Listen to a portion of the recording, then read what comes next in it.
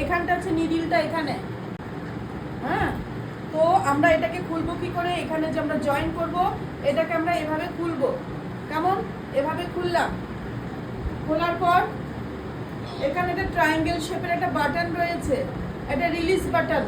যখন আমরা এটা খুলবো, এটাকে চেপে ধরে খুলবো। তো আমি এটা লাগাচ্ছি, দেখো এই যে এটা বসালাম, খাপে খাপে বসাবো, বসিয়ে চেপে দাও। ঠিক আছে? যখন আমরা খুলবো, এটা রিলিজ বাটন, চেপে ধরে এটাকে খুলবো। কেমন? আবার এটাকে লাগাবো, পয়েন্টে বসাও, বসিয়ে চেপে দাও। ঠিক আছে?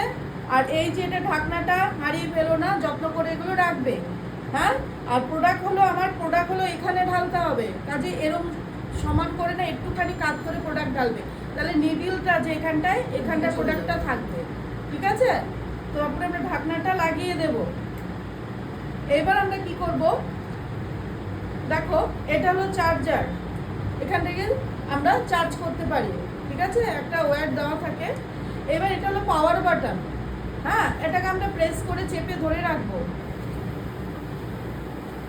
Number 1, number 2।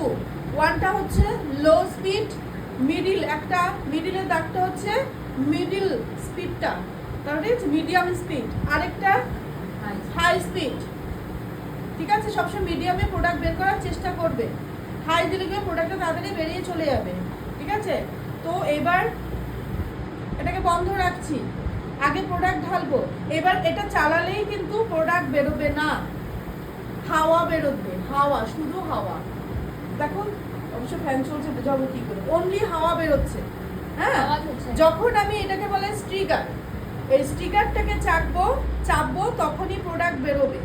এইটা যখন চাপবো তখনই প্রোডাক্টটা বেরোবে।